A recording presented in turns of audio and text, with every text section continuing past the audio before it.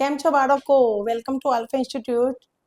ચલો આજે આપણે નવું સેશન એટલે કે નવું પ્રકરણ નવું ચેપ્ટર ચાલુ કરી રહ્યા છીએ. ક્લિયર?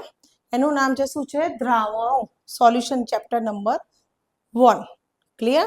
અત્યાર સુધી આપણે ઓર્ગેનિક કેમિસ્ટ્રીની એક ચેપ્ટર પતી ગયું. ક્લિયર? હવે આપણે સ્ટાર્ટ કરી રહ્યા છીએ દ્રાવણો.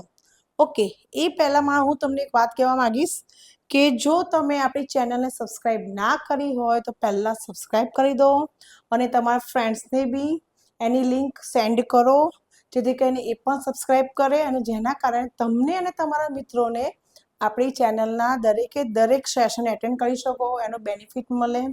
ઓકે, તો તમારે શું કરવાનું છે કે તમારા ફ્રેન્ડ્સને આ વિડીયોઝ બધા શું કરવાના? સેન્ડ કરવાના ને એ લોકો જોડે સબસ્ક્રાઇબ કરાવવાનું રહેશે. ક્લિયર? હવે આપણે નવું ચેપ્ટર સ્ટાર્ટ કરીએ છીએ દ્રાવણો. હવે જો દ્રાવણ તો બેઝિક ફંડા તમને લોકોને ખબર જ હશે. ઇટ મીન્સ કે સોલ્યુશન દ્રાવણ. ધારો કે કોઈ આપણા ઘરે મહેમાન આવે છે તો આપણે એમને પૂછીએ છીએ કે તમે ચા પીશો, કોફી પીશો કે શરબત પીશો, લીંબુનું શરબત પીશો, શું પીશો? રાઈટ? તો કોઈ કહે કે અમે ચા પીશું, કોઈ કહે અમે શરબત પીશું. ક્લિયર? તો ધારો કે આપણે લીંબુના શરબતની વાત કરીએ. ઉદાહરણ તરીકે દ્રાવણમાં એક ઉદાહરણ આપણે લઈએ છીએ લીંબુનું શરબત. ક્લિયર? તો લીંબુના શરબતની અંદર બને કેવી રીતે? હંમેશા મેં તમને પહેલા બી 11માં બી તમે ભણી ગયા છો કે સૌથી વધારે ક્વોન્ટિટી કોની હોય છે? દ્રાવકોની હોય છે. અને ઓછી ક્વોન્ટિટી એટલે કે ઓછો જથ્થો કોનો હોય છે? દ્રાવ્યનો હોય છે. દ્રાવ્ય શેમાં ઓગળે છે? દ્રાવકમાં ઓગળે છે અને ત્યારબાદ દ્રાવણ બને છે. તો નોર્મલ આપણે એમ કહીએ કે દ્રાવણ બરાબર શું કહી શકાય? દ્રાવક વત્તા દ્રાવ્ય. ક્લિયર? હવે વધારે ક્વોન્ટિટીમાં ધારો કે આપણે કોઈ મહેમાન આવ્યા છે આપણા ઘરે ને એમને લીંબુનું શરબત આપવું હોય તો આપણે શું કરીશું? પાણી લઈશું એક ગ્લાસમાં, એમાં ખાંડ નાખીશું, બરોબર મિક્સ કરીશું, ત્યારબાદ એમાં લીંબુ નિતારીશું. ક્લિયર? તો લીંબુ એવું ઓછું હોય છે કે કોઈ મહેમાન આવે તો એક ગ્લાસ ભરીને ખાંડ લઈએ ને ઓછું પાણી લઈએ? નો, એ શક્ય છે નહીં. તો આપણે શું કરીએ છીએ? લીંબુનું શરબત બનાવવા માટે, લીંબુનું દ્રાવણ બનાવવા માટે સૌથી વધારે જથ્થો દ્રાવક એટલે કે પાણીનો હોય છે. ત્યારબાદ દ્રાવ્ય એટલે કે ખાંડ, મીઠું, પછી તમને ઈચ્છા તો સંચળ નાખી શકો, જે રીતે તમારે નાખવો નાખી શકો. અને થોડાક ફ્યુ ડ્રોપ્સ એના હોય છે, લીંબુના હોય છે. અને એનાથી તમારું દ્રાવણ બને છે. એ દ્રાવણનું નામ લીંબુનું શરબત. તો એ ફંડા ક્લિયર કરીને આપણે હવે આગળ મેઇન પોઈન્ટમાં જઈએ છીએ. આપણા શરીરમાં અને બીજી શરીરની દ્રષ્ટિએ વાત કરીએ તો નોર્મલી આપણે રૂટીન લાઈફમાં આપણે જોયું લીંબુના શરબત વિશે. બરાબર? હવે આપણે જોઈએ કે લગભગ શરીરમાં જેટલી બધી પ્રક્રિયાઓ છે એ પ્રવાહી દ્રાવણના કોઈક ને કોઈક પ્રકારના મારફતે થતી જ હોય છે. ક્લિયર એ વસ્તુ? યસ યા નો? તો આપણે જોઈએ સામાન્ય રીતે આપણે જોઈએ તો કોઈ બી પાણી પીએ છે તો પાણી એ શું છે? પ્રવાહી છે. પ્રવાહી એટલે એક પ્રકારનું અંદર શું કહેવાય? દ્રાવણ, શુદ્ધ પદાર્થ પ્રવાહી સ્વરૂપે આપણા શરીરમાં દ્રાવણ સ્વરૂપે ફરતા જ હોય છે. ઓકે, તો આપણે હવે જોઈએ કે નોર્મલી જે આપણા સામાન્ય જીવનનો ભાગ્યે જ નોર્મલી શુદ્ધ પદાર્થના સંપર્કમાં આવીએ છીએ. જેમ કે શુદ્ધ એટલે પ્યોરિફાઈ. આપણે એવું કહીએ છીએ પાણી પીએ છીએ તેમાં ક્ષારનું પ્રપોર્શન બી હોય છે. પછીથી ધારો કે તમે દૂધ પીવો છો તો દૂધમાં બી આ જમાનામાં તો મિક્સ હોય જ નહીં. પ્યોરિફાઈ દૂધ હોતું જ નથી. એમાં કંઈક ને કંઈક અંદર મિક્સ હોય જ. પાણીની ક્વોન્ટિટી બી અંદર હોય જ છે. એટલે શુદ્ધ પદાર્થ સાથે સંપર્કમાં હોતા જ નથી. નોર્મલી આપણે જોઈએ તો 2 કે તેથી વધારે શુદ્ધ પદાર્થો ધરાવતું મિશ્રણ હોય છે. અને જે જીવનમાં એમની ઉપયોગિતા અને એ અગત્યના સંગઠન પર એ આધાર રાખે છે. જેમ કે ઉદાહરણ તરીકે લઈએ બ્રાસના પિત્તળ તો કોણ? એની અંદર શું હોય છે? બ્રાસ હોય છે. જે શાનાથી બનેલો છે? કયા બે મિશ્રણ બે મેટલ મિક્સ થાય તો પિત્તળ બને છે એટલે કે બ્રાસ બને છે. તો કોણ? કોપર અને ઝીંકનું મિશ્રણ. MCQમાં આવે કોપર અને ઝીંકના મિશ્રણ કે એ જે મિશ્ર ધાતુ છે, કોપર અને ઝીંકનું જે મિશ્ર ધાતુનું જે મિશ્રણ છે એને શું કહે છે? તો પિત્તળ એટલે કે બ્રાસ કહે છે. બરાબર? જર્મન સિલ્વર કોનો કોમ્બો છે? તો કોપર, Cu, ઝીંક, Zn અને નિકલ તો Ni નું મિશ્રણ છે. બરાબર? પછી ત્રીજો પૂછે MCQ અથવા તો બ્રોન્ઝની અંદર કાંસુ. બ્રોન્ઝ એટલે કે બ્રોન્ઝના એટલે કે કાંસુ કે જે કોપર અને ટીનનું શું છે? મિશ્રણ છે. કોણ? કોપર અને ટીનનું મિશ્રણ છે. એના ગુણ અને એ શું છે કે બ્રોન્ઝના ગુણધર્મોથી તદ્દન જુદા જ હોય છે. ઓકે, ધારો કે એક એક્ઝામ્પલ કરીએ કે જો પાણીમાં આ બધા એમસીક્યુઝ જ છે. શું છે છોકરાઓ? એમસીક્યુઝ વિશે જ છે અહીંયા. તો તમે એક વસ્તુ ખાસ ધ્યાન રાખજો, સાંભળજો કે જો પાણીમાં 1 પાર્ટ પર મિલિયન એટલે કે ppm પાર્ટ્સ પર મિલિયન ફ્લોરાઇડ આયન દાંતના આપણા જે તીથ હોય ને એનો ક્ષયન એટલે કે ખવાને શું કરે છે? રોકે છે. પાણીમાં શું? પાણીમાં 1 ppm ફ્લોરાઇડ આયન હોય છે. એ ફ્લોરાઇડ આયન એ શું કરે છે? આપણા દાંતને ક્ષયન કરતા અટકાવે છે, ક્ષય રોકે છે. જ્યારે જો 1.5 ppm દાંત પર શું કરે છે? ડાઘ પાડે છે. 1 ppm ઇટ્સ ઓકે, પાણીમાં 1 ppm જેટલી પ્રપોઝન હોય ફ્લોરાઇડ આયનનું તો આપણા દાંતનું ક્ષયન રોકે છે. પણ જો 1 ppm થી વધારે, માની કે 1.5 ppm એ દાંત ઉપર શું કરે છે? ડાઘા પાડે છે. અને ફ્લોરાઇડની વધારે સાંદ્રતા શું થાય છે? ઝેરી નીવડે છે. જેમ કે સોડિયમ ફ્લોરાઇડ કોના માટે ઝેરીપણું તરીકે કામ કરે છે? તો ઉંદર હોય ને ઉંદર, એના માટે ઝેર તરીકે વર્તે છે. સોડિયમ ફ્લોરાઇડ NaF એ કોના માટે ઝેર તરીકે વર્તે છે? તો ઉંદરની જે જંતુનાશક દવાઓ એટલે ઉંદરને મારવા માટેની જે દવા વપરાતી હોય એ દવામાં સૌથી વધારે પ્રપોર્શન સોડિયમ ફ્લોરાઇડનું હોય છે. નસમાં અપાતા ઇન્જેક્શન હંમેશા અમુક આયનની સાંદ્રતાને શું કરે છે? ક્ષાર ધરાવતા પાણીમાં ઓગળેલા હોય છે, જે લોહીમાંના પ્લાઝમાની સાંદ્રતા સાથે સુમેળ સાધે છે. નસમાં જે ઇન્જેક્શન અપાય ને એ હંમેશા એનું કામ શું કે જે આયનની જે સાંદ્રતા છે એ ક્ષાર ધરાવતા પાણીમાં ઓગળેલા હોય છે, જે લોહીના પ્લાઝમાની સાંદ્રતા સાથે શું કરે છે? સુમેળ કરે છે. ક્લિયર? તો આની અંદર એમસીક્યુઝ આ બધા એટલે સુધી આખો ટોપિક શાનો છે? એમસીક્યુઝનો એનસીઆરટીમાં આવશે જ, તૈયાર કરજો જ. ઓકે, આ રીતે આપણે જોઈએ તો પ્રવાહી દ્રાવણોને તેમની બનાવટને આપણે આ ચેપ્ટરમાં લઈશું. એની અંદર દ્રાવણોના ગુણધર્મો જેવા કે કયા કયા? પહેલું બાષ્પ દબાણ અને બીજું કયું? સંખ્યાત્મક ગુણધર્મોના આધારે આપણે અહીંયા ડિસ્કશન કરીશું. દ્રાવણના બે મેઇન ગુણધર્મો બાષ્પ દબાણ અને સંખ્યાત્મક ગુણધર્મોને ધ્યાનમાં લઈને કામ કરીશું. ત્યાર પછી પ્રવાહી દ્રાવણોમાં રહેલા દ્રવ્યની સાંદ્રતાને દર્શાવવા માટે આપણે અહીં અલગ અલગ એના પ્રકારો જોઈશું. ઓકે, હવે આપણે મેઇન ટોપિક ચાલુ કરીએ છીએ દ્રાવણના પ્રકારો વિશે અહીંયા સમજીશું. મેઇન બે પ્રકાર છે, બે મિશ્રણ છે દ્રાવણના, સમાંગ મિશ્રણ અને વિસમાંગ મિશ્રણ. કયા કયા પ્રકારો? બે, સમાંગ મિશ્રણ અને વિસમાંગ મિશ્રણ. સમાંગ મિશ્રણ કોને કહીશું? કે દ્રાવણો બે કે તેથી વધારે ઘટકોને સમાંગ મિશ્રણ કહે છે. દ્રાવણો બે કે તેથી વધારે જે ઘટકોનું શું થશે? સમાંગ મિશ્રણ જ છે. દ્રાવણ એક પ્રકારનું શું છે? બે અથવા તો તેથી વધારે ઘટકોનું એક સમાંગ મિશ્રણ જ છે.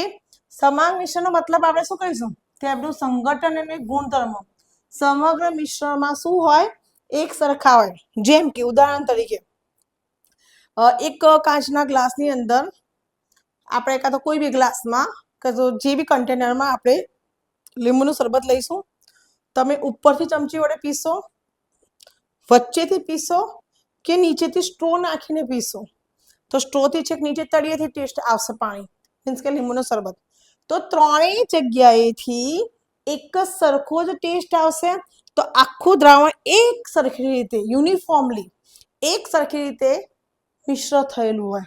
ઓકે, તે બધા એક સરખી રીતે સમગ્ર મિશ્રણમાં એક સરખી રીતે જ મિશ્ર થયેલા એવા દ્રાવણોને સમાંગ દ્રાવણ કહે છે. સામાન્ય રીતે જે ઘટક સૌથી વધારે પ્રમાણમાં હોય, મેં તમને હવે સ્ટાર્ટિંગમાં જ કીધું હતું કે દ્રાવણમાં સૌથી વધારે ઘટક કોનો હોય છે? દ્રાવકનો હોય છે. ને ઓછો ઘટક દ્રાવ્યનો હોય છે. ઓકે, તો સૌથી વધારે ઘટક શાના તરીકે, સૌથી વધારે પ્રપોર્શન હોય દ્રાવક તરીકે ઓળખાય છે. અને દ્રાવણમાં જે ભૌતિક અવસ્થામાં અસ્તિત્વ ધરાવે છે, કઈ અવસ્થામાં? ભૌતિક અવસ્થામાં, બરાબર. અને તે દ્રાવક જ નક્કી કરે છે. કેમ? કારણ કે એની ક્વોન્ટિટી સૌથી વધારે હોય છે. દ્રાવક સિવાયના એક અથવા તો વધારે ઘટકો જે દ્રાવણમાં હાજર હોય છે તેને દ્રાવ્યો કહે છે. જેમ કે મેં તમને સમજાવ્યું કે લીંબુનું શરબત, તો પાણી એ દ્રાવક છે, સૌથી હાઈએસ્ટ ક્વોન્ટિટી છે. જ્યારે એના સિવાયના ઘટકો કે એક અથવા એકથી વધારે હોય છે એ બધા ઓછો જથ્થો ધરાવતા હોય છે, ઓછી સંખ્યામાં હોય છે. અને એ શું હોય છે? દ્રાવ્ય કહેવામાં આવે છે. એકથી વધારે, એક અથવા વધારે ઘટકો જે દ્રાવણમાં છે. જેમ કે લીંબુનું શરબત, લીંબુના શરબતમાં પાણી એ દ્રાવક, ખાંડ, લીંબુના અમુક ડ્રોપ્સ, સંચળ, એ બધું શું કહેવાશે? દ્રાવ્ય કહેવામાં આવે છે. બરાબર. એટલે અહીંયા આપણે દ્રાવક અને દ્રાવ્ય વિશે ખબર પડી ગઈ. ક્લિયર? ઓકે. હવે આપણે આમાં જોઈશું સમાંગ દ્રાવણ વિશે. આપણે જોઈ લીધું કે દ્રાવણો બે કે તેથી વધારે ઘટકોનું સમાંગ મિશ્રણ જ છે. ક્લિયર? ઓકે. હવે દ્વિઅંગી દ્રાવણો એટલે શું? કે બે ઘટકો ધરાવતા હોય બધા દ્રાવણો કેવા હોય છે? દ્વિઅંગી દ્રાવણો હોય છે. એ આપણે આપણે જેટલા બી દ્રાવણો છે એની ત્રણ અવસ્થા છે: ઘન, પ્રવાહી અને વાયુ. ઓકે, એ દરેકે દરેક વિશે આપણે ઉદાહરણ સાથે આ ટેબલમાંથી શું આવશે? MCQs બોર્ડમાંથી આવશે ને આવશે. એક MCQs આવશે જ. ઓકે, જોઈએ. સૌથી પહેલા ઘન, પ્રવાહી, વાયુ કે વાયુ, પ્રવાહી, ઘન. ઉપરથી નીચે આવો. ઓકે, ચલો. ક્યારે વાયુમય દ્રાવણ બને છે? મેં તમને સમજાવ્યું હતું કે સૌથી વધારે ક્વોન્ટિટી કોની હોય છે? દ્રાવકની. અને ઓછી ક્વોન્ટિટી કોની હોય છે? દ્રાવ્યની. દ્રાવક જે અવસ્થામાં હોય એ જ અવસ્થા દ્રાવણની થાય છે. ફરી અગેન રિપીટ કરું છું, દ્રાવક જે અવસ્થામાં હોય એ અવસ્થામાં શું થાય છે? દ્રાવણ એ અવસ્થામાં બને છે. ઓકે, ધારો કે દ્રાવક ઘન અવસ્થામાં હોય તો દ્રાવણ પણ ઘન અવસ્થા બને છે. ક્લિયર? એ જ રીતે જો દ્રાવક વાયુ અવસ્થામાં હોય તો દ્રાવણ પણ વાયુ અવસ્થામાં, દ્રાવક પ્રવાહી અવસ્થામાં હોય તો દ્રાવણ પણ પ્રવાહી અવસ્થામાં બને છે. ક્લિયર? ઓકે, તો આપણે એ ટોપિક, એ પોઈન્ટ યાદ રાખીને આપણે આ ઉદાહરણ જોઈએ, આ ટેબલ જોઈશું. ક્લિયર? તો એની અંદર જુઓ સૌથી પહેલા કે દ્રાવણમાં વાયુમય દ્રાવણો છે. તો વાયુમય દ્રાવણમાં દ્રાવક કઈ અવસ્થામાં છે? વાયુ અવસ્થામાં છે. તો દ્રાવક વાયુ અવસ્થામાં છે તો દ્રાવણ પર દેખો કઈ અવસ્થામાં છે? વાયુ અવસ્થામાં છે. દ્રાવ્ય પછી ગમે તે હોય, ઘન, પ્રવાહી કે વાયુ, કોઈ પણ અવસ્થામાં હોય, એની સાથે કોઈ મતલબ નહીં. કેમ? કારણ કે હાઈએસ્ટ વધારે પ્રપોર્શન વધારે કોણ હોય છે? દ્રાવક. અને ઓછા કોણ હોય છે? ઓછા પ્રપોર્શન દ્રાવ્યના હોય છે. જુઓ, ઓક્સિજન અને નાઇટ્રોજન વાયુનું મિશ્રણ એ શું કહે? વાયુમય દ્રાવણનું મિશ્રણ કહેવામાં આવે છે. સેમ દ્રાવક વાયુ અવસ્થામાં છે પણ દ્રાવ્ય પ્રવાહી અવસ્થામાં છે. એનો મતલબ દ્રાવણ પર પ્રવાહી અવસ્થા થાય? ના, દ્રાવક વાયુ છે તો દ્રાવણ પણ વાયુમય જ રહેશે. તેમાં જોઈએ નાઇટ્રોજન વાયુ એટલે દ્રાવક સાથે મિશ્ર કરેલો ક્લોરોફોર્મ. તો એ કયું ઉદાહરણ થયું? વાયુમય દ્રાવણનું ઉદાહરણ થયું. સેમ દ્રાવક વાયુ અવસ્થામાં અને દ્રાવ્ય ઘન અવસ્થામાં છે તો શું થાય? નાઇટ્રોજન વાયુમાં કપૂર, નાઇટ્રોજન વાયુમાં કપૂર. ઓકે, તો કપૂર દ્રાવ્ય છે, એ ઘન અવસ્થામાં. તમે જો પૂજા કરો છો, છેલ્લે આરતીમાં કપૂર ગરમ ચોરસ નાનું મૂકો છો ટુકડો, એ કપૂર કહેવાય. તે તમે અડી શકો છો, તે ઘન અવસ્થા. બરાબર?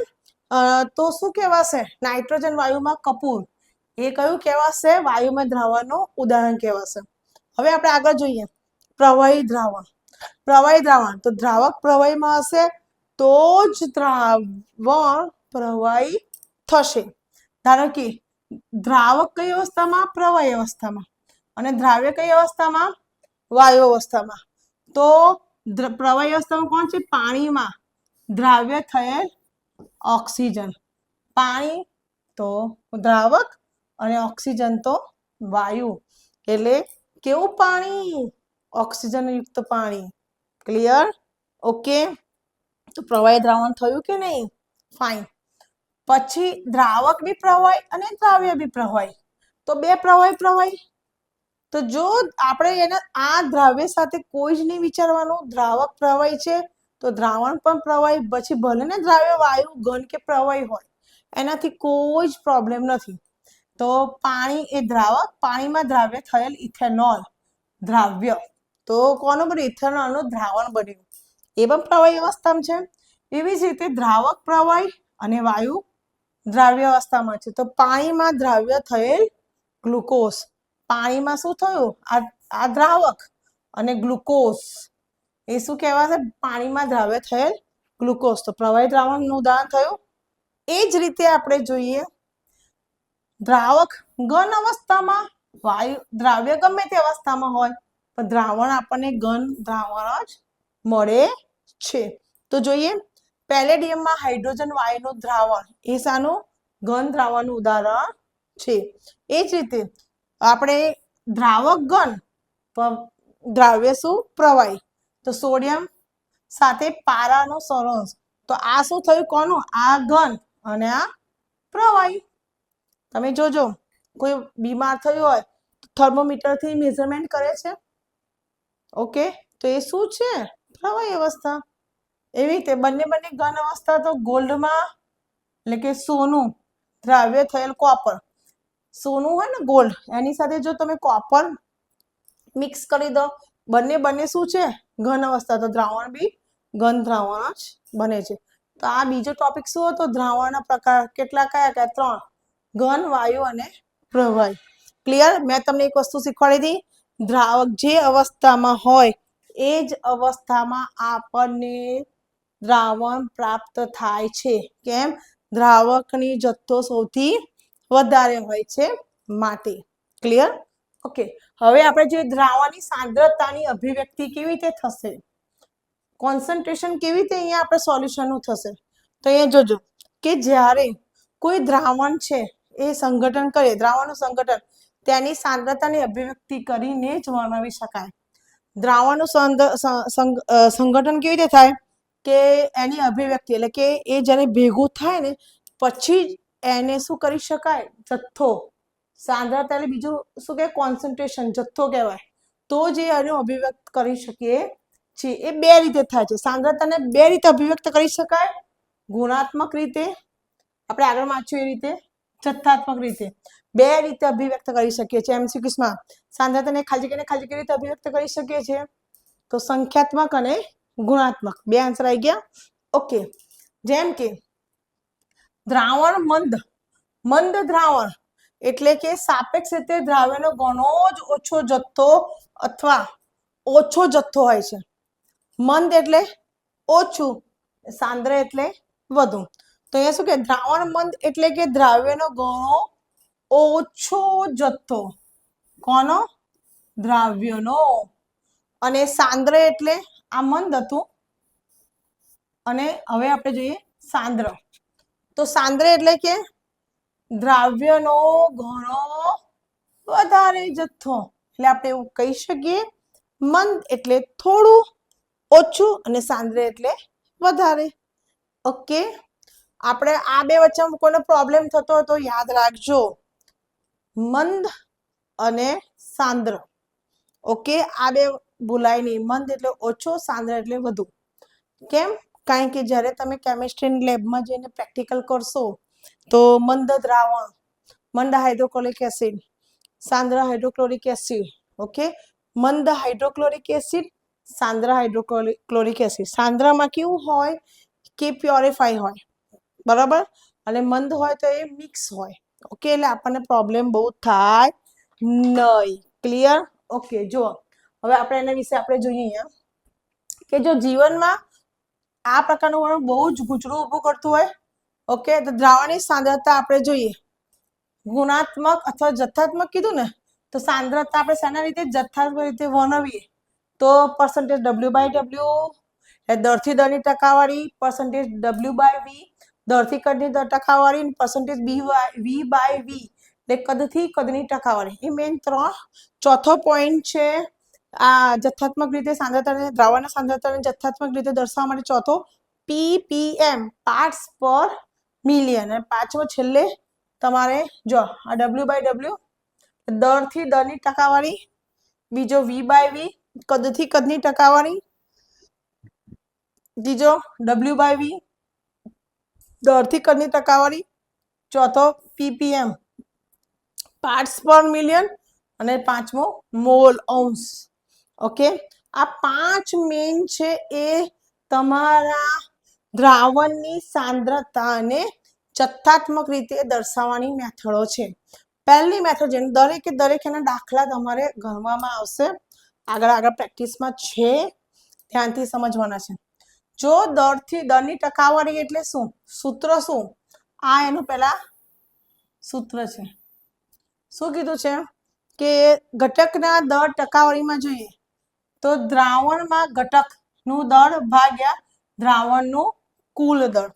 બંને ઉપર નીચે દ્રાવણમાં ઘટકનું દળ ભાગ્યા દ્રાવણનું કુલ દળ ગુણ્યા 100. તો પર્સન્ટેજ W/W. જેમ કે એક ઉદાહરણ તરીકે જોઈએ આપણે પર્સન્ટેજ W/W કે જો 10% ગ્લુકોઝ દળથી એટલે કે એના વજનથી પાણીમાં દર્શાવેલ હોય તો એનો મતલબ એમ કહી શકાય 10% કેટલા ગ્રામ ગ્લુકોઝ, 10 ગ્રામ ગ્લુકોઝ. હવે આપણે કેવી રીતે અને 90 ગ્રામ પાણી, કેવી રીતે 90 ગ્રામ પાણી બન્યું, તો જો ટકાવારી એટલે આપણે એવું કરીએ, ધારો કે આપણે જોઈએ ગ્લુકોઝની વાત કરીએ તો અહીંયા પહેલા લખીએ 100 ગ્રામ. આ શું કર્યું, 100 ગ્રામ આપણે શું ધાર્યો, કુલ જથ્થો 100 ગ્રામ દ્રાવણ ધાર્યું. ઓકે, હવે આપણે વિચારીએ 10%, 100 લેખે આપણે જે ટકાવારી છે એટલે 100 ધાર્યા.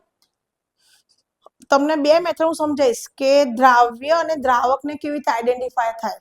જો નોર્મલ મેં તમને કીધું દ્રાવણમાં દ્રાવકનો જથ્થો વધારે હોય અને દ્રાવ્યનો જથ્થો ઓછો હોય તો દ્રાવકનું વજન વધારે અને દ્રાવ્યનું વજન ઓછું.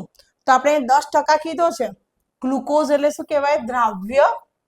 ગ્લુકોઝ એટલે દ્રાવ્ય. તો 100 ગ્રામ દ્રાવ્ય એટલે કે માઇનસ ગ્લુકોઝ 10%. તો દ્રાવણ 100 ગુણ્યા 10%, ટકાવારી એટલે નીચે 100 ગ્રામ 100 થાય, 100 ગયા તો કેટલા 10 ગ્રામ દ્રાવ્ય થયું.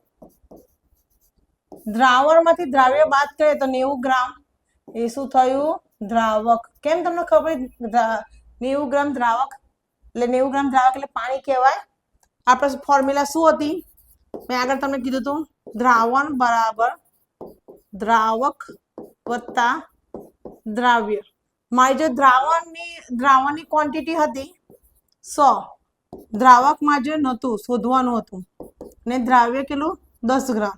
તો પ્લસ આ બાજુ તો માઇનસ થાય કે નહીં છોકરાઓ, હા કે ના. તો દ્રાવક ઓટોમેટિકલી આપણને કેટલું મળી ગયું, 90 ગ્રામ મળી ગયું કે નહીં, હા કે ના. તો આ જે વધારે ક્વોન્ટિટી છે તો દ્રાવક પાણી કહેવાય. તો 10 ગ્રામ આજે સોરી ક્યાં ગયું, સોરી 10 ગ્રામ દ્રાવ્ય એટલે ગ્લુકોઝ, 90 ગ્રામ દ્રાવક એટલે પાણી. Clear, done. ઓકે, આ છે એક્સ્ટ્રા, મેં તમને ફરી બતાવ્યું છે એટલે હું અહીંયા આટલું રબ કરી દઉં છું, એક્સ્ટ્રા વર્ક. બરોબર, મેં તમને પેલી વ્યાખ્યા પ્રમાણે સૂત્ર પ્રમાણે સમજાવ્યું. ઓકે, હવે આપણે જોઈએ આ રીતે તમને કોઈ બી નું આપે, દ્રાવકનું આપ્યું હોય વજન તો દ્રાવણ ટકાવારી તો ધારી દેવાનું અને એ જ રીતે આપણે બીજું શોધી શકીએ. ક્લિયર, જેથી 100 ગ્રામ દ્રાવણ બન્યું, 10 ગ્રામ ગ્લુકોઝ, 90 ગ્રામ પાણી, એ બંનેનો સરવાળો કર્યો, દ્રાવક વત્તા દ્રાવ્ય એટલે 100 ગ્રામ દ્રાવણ બની ગયું. એટલે દર ટકાવારી વડે દર્શાવેલ સાંદ્રતા સામાન્ય રીતે કઈ કઈ જગ્યાએ ઉપયોગી છે, ઔદ્યોગિક રાસાયણિક અનુપ્રયોગોમાં ઉપયોગી છે. ઉદાહરણ તરીકે કેવી રીતે ઇન્ડસ્ટ્રીયલ લેવલમાં, તો બજારો બ્લીચિંગ દ્રાવણ કપડા વ્હાઇટ કરવા માટે, 3.62 દર ટકાવાળી સોડિયમ હાઇપોક્લોરાઇટ પાણીમાં દ્રાવ્ય ધરાવે, પાણીમાં વધારે હોય છે. તો દરથી દરની ટકાઈ પર્સન્ટેજ W/W ઘટક દર બરાબર દ્રાવણનું ઘટક દર ભાગ્યા દ્રાવણનો કુલ દર ગુણ્યા 100%. ટકા કદથી ટકાવારી પર્સન્ટેજ V/V કદથી કદની ટકાવારી. તો ટકાવારી એટલે ઘટક પર્સન્ટેજ આવે, ઘટકનું કદ ભાગ્યા દ્રાવણનું કુલ કદ. પેલામાં દ્રાવણનું કુલ દળ હતું, દળ માની કે વજન, અને આમાં શું છે વોલ્યુમ એટલે કદ આવે, વજન ના આવે, ગુણ્યા 100. જેમ કે હવે અહીંયા ધ્યાનથી સમજો, પાણીમાં 10% ઇથેનોલ દ્રાવણનો શું થાય છે એટલે પાણી. હવે અહીંયા આપણે શું કરી છે, વાત કરી છે કદ લીટર ને મિલીલીટરમાં હોય, જો વજન દળ હોય તો ગ્રામ અને કિલોગ્રામમાં હોય. એ તો ફંડા તમને ખબર જ છે. ક્લિયર? તો દ્રાવણનો અર્થ આ 10% કરી ને, તો આપણે દ્રાવણ બરાબર 100 મિલીલીટર, એમાંથી ઇથેનોલ જે છે 10 મિલીલીટર ઇથેનોલ પાણીમાં ઓગળવામાં આવે છે. કયા? પાણીમાં 10 મિલીલીટર ઇથેનોલ ઓગળવામાં આવે છે, 10 મિલીલીટર. તો આપણે જોવું હોય તો -10 કરીએ તો 90 મિલીલીટર શું થશે? આ ઇથેનોલ ઓગળ્યો છે, બરાબર. તો પ્રવાહી ધરાવતા દ્રાવણોને સામાન્ય રીતે જોઈએ તો આ શું બન્યો? 10 ગ્રામ ઇથેનોલ એટલે દ્રાવ્ય હતો. ઓકે, તો 90 ગ્રામ પાણી થયું. પ્રવાહી ધરાવતા દ્રાવણમાં સામાન્ય રીતે ગ્રામને મિલીલીટર આ એકમ વ્યક્ત કરવામાં છે. જેમ કે 35% W/W. એમાં એક્ઝામ્પલ આપે છે, મોસ્ટ ટાઈમ MCQs તરીકે છે આ પોઈન્ટ આખો MCQs તરીકે. 35% W/V ઇથિલિન ગ્લાયકોલનું દ્રાવણ જે એક હિમ નિરોધી પ્રતિ હિમ એટલે કે શીતક તરીકે હિમ નિરોધી છે, તે કારમાં એટલે કે મોટરોમાં કારમાં એન્જિનના શીતન માટે વપરાય છે. આ MCQs માટે યાદ રાખજો. ઇથિલિન ગ્લાયકોલનું દ્રાવણ જે એક હિમ નિરોધી છે, જે કારના એન્જિનને ઠંડક કરવા વપરાય છે. કારના એન્જિનને ઠંડક કરવા માટે કયું હિમ નિરોધી દ્રાવણ વપરાય છે? તો ઇથિલિન ગ્લાયકોલ. પ્રતિ હિમનું પાણીનું ઠારણ બિંદુ ઘટાડીને 255.4 કેલ્વિન છે. કેલ્વિનને સેલ્સિયસમાં લો તો 273 માંથી માઇનસ કરો તો આટલા આવી જાય, તો સેલ્સિયસ. ઓકે, એવી જ રીતે ત્રીજી છે અભિવ્યક્તિ દ્રાવણની સાંદ્રતામાં. કઈ રીતે આપણે આ 4 અભિવ્યક્તિ મેં તમને સમજાઈ જથ્થાત્મક રીતે. દ્રાવણની સાંદ્રતા જથ્થાત્મક રીતે પહેલું પર્સન્ટેજ W/W પર્સન્ટેજ V/V, અને હવે પર્સન્ટેજ W/V એટલે કે દળ. W એટલે દળ વજન અને V એટલે કદ. અન્ય એક એકમ જે સામે તે ઔષધિ અને ઔષધિ નિર્માણના વિજ્ઞાનમાં એટલે ફાર્માસ્યુટિકલ ફાર્મસી કંપનીઓમાં વપરાય છે. તે દળથી કદની ટકાવારી છે. 100 મિલીલીટર દ્રાવણમાં ઓગળેલા દ્રાવ્યનો દળ હોય છે. PPM નો ફૂલ ફોર્મ શું? પાર્ટ્સ પર મિલિયન. એ ક્યારે યુઝ થાય? કે જ્યારે દ્રાવ્ય અતિ અલ્પ જથ્થામાં હોય ત્યારે, દ્રાવ્ય એકદમ નાના જથ્થામાં અતિ અલ્પ, ત્યારે સાંદ્રતા પાર્ટ્સ પર મિલિયન દર્શાવી વધુ બેટર અનુકૂળ હોય છે. ઓકે, જેમ કે આની સૂત્ર શું કહેવાશે? PPM બરાબર PPM પાર્ટ્સ પર મિલિયન.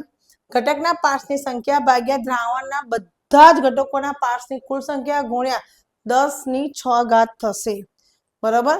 હવે જો તમને કંઈક સમજાવ્યું છે કે જો સાંદ્રતા પાર્ટ્સ પર મિલિયનને દરથી દળ, પછી કદથી કદ અને દરથી કદમાં દર્શાવી શકાય છે. જેમ કે 1 લીટર, આ ખાસ પોઈન્ટ યાદ રાખજો, 1 લીટર દરિયાનું પાણી જેનું વજન 1030 ગ્રામ છે. ઓકે, એનો મતલબ આપણે કહી શકાય કે 6 × 10⁻³ દ્રાવ્ય ઓક્સિજન ધરાવે છે. કેટલું દ્રાવ્ય કેટલો છે ઓક્સિજન? 6 × 10⁻³ દ્રાવ્ય ઓક્સિજન ધરાવે છે.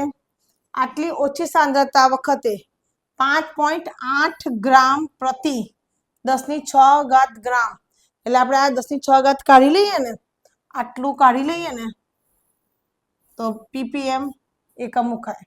દરિયાના પાણી તરીકે અભિવ્યક્ત કરાય છે.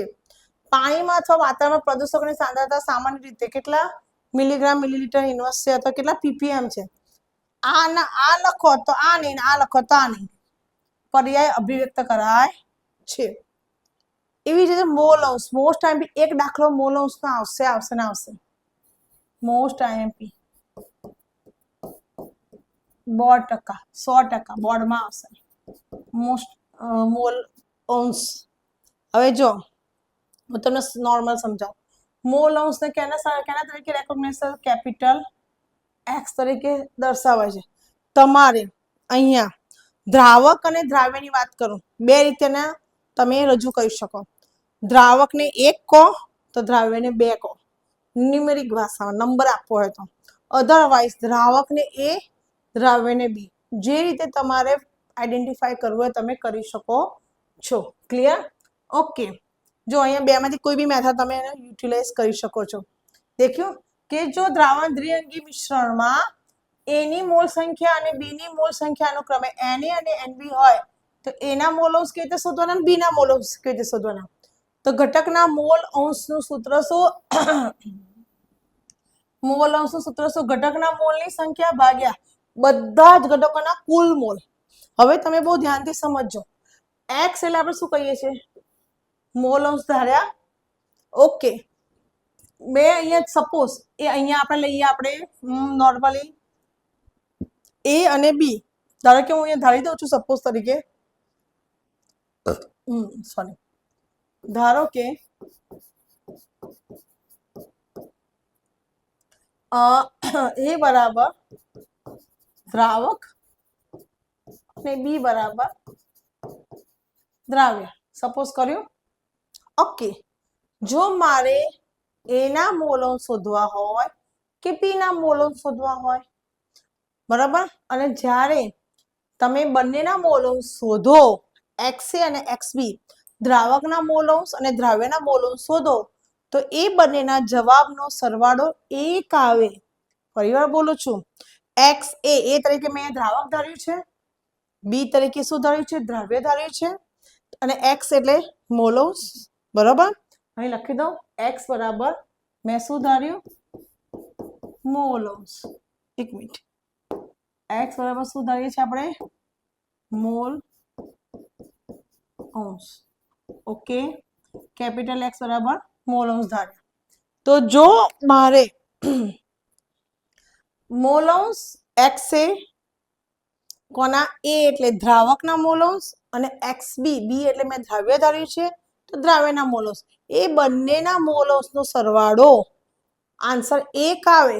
XA વત્તા XB બરાબર જો 1 થાય તો આપણો દાખલો સાચો. બરાબર. આ એક પ્રકારનો આપણે શું કર્યો કહેવાય? તાળો મેળવ્યો કહેવાય. શું કહેવાશે? તાળો. કે આપણો સાચો છે કે ખોટો. ઓકે.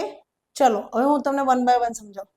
કેવી રીતે XA એટલે કે A એટલે શું કહેવાશે? દ્રાવકના મોલ અંશ. હું એ લખી શકું ગુજરાતીમાં? દ્રાવકના, એકવાર લખીશ પણ તમને ઓટોમેટિક આવડી જવું જોઈએ. બરાબર. મોલ અંશ બરાબર XA એટલે જેના મોલ અંશ શોધવાના હોય એના મોલ અંશમાં જાય અને છેદમાં બંનેના મોલ શોધાય. ફરી વખત કહું, મારે અહીંયા કોના મોલ અંશ શોધવાના છે? A દ્રાવકના. તો ઉપર કોના મોલ જશે? દ્રાવકના મોલ ભાગ્યા નીચે દ્રાવક વત્તા દ્રાવ્યના મોલ. મોલ. એવી જ રીતે XB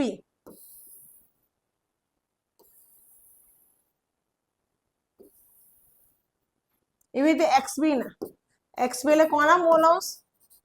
દ્રાવ્યના. કારણ કે B બરાબર A ધાર્યું છે ને. મોલ અંશ. તમને સમજાવવા માટે એક જ વાર લખીશ, પછી દાખલામાં નહીં લખું. તો જેના મોલ અંશ શોધવાના એ અંશમાં એના મોલ ભાગ્યા કુલ મોલ. Got it? અન્ડરસ્ટેન્ડ? ખબર પડી ગઈ? હા કે ના? હવે તમને એમ થાય મેડમ આ N એટલે શું? આપણે ભણી ગયા છે 11માં. તો N એટલે કે મોલ. શું કહેવાશે? મોલ. બરાબર. હવે એમાં પછી એ હોય તો દ્રાવકના મોલ અને બી હોય તો દ્રવ્યના મોલ. હવે મોલનું સૂત્ર શું? તો જુઓ સૂત્ર.